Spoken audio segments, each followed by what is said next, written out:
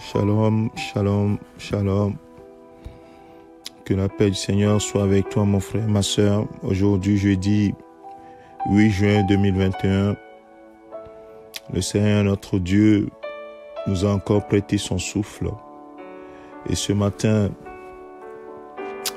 il veut nous rappeler sa parole comme d'habitude, que nous puissions nous nourrir de sa parole, méditer sa parole. Mon frère, ma sœur, Jésus-Christ doit être tout pour toi. Il doit être tout pour toi, mon frère. Et la parole de Dieu nous dit dans Colossiens chapitre 2, le verset 6, il dit, quand vous avez reçu le Seigneur Jésus-Christ, marchez en lui. Et pourquoi nous devons marcher en lui? La réponse nous vient dans le verset 9 et le verset 10. Et il dit, car en lui habite corporellement toute la plénitude de la divinité.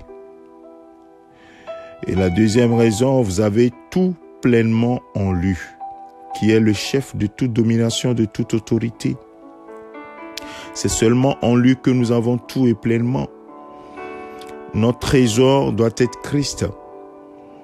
C'est en lui que nous avons la santé. C'est en lui que nous avons le bonheur. Le vrai bonheur, c'est avec lui. L'épanouissement, la joie, la paix, c'est avec lui.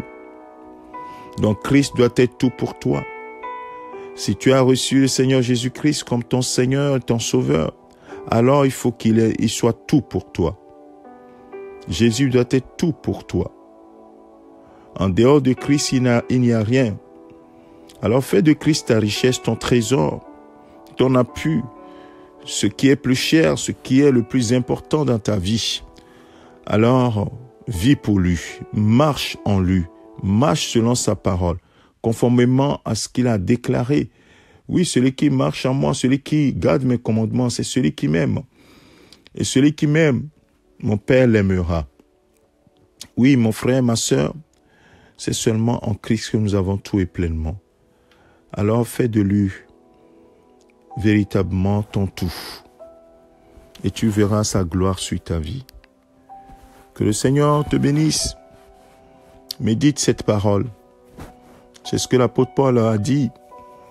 Oui, ce qu'il regardait comme étant un gain, lorsqu'il a connu Christ, il a regardé toutes ces choses comme étant de la boue, afin de gagner Christ, afin d'aller loin avec Christ, afin d'être rempli de Christ, afin d'être dans la plénitude de la vie de son Seigneur, afin de marcher pleinement en Christ, jusqu'à ce qu'il ne déclare, ce n'est plus moi qui vis, c'est Christ qui vit en moi.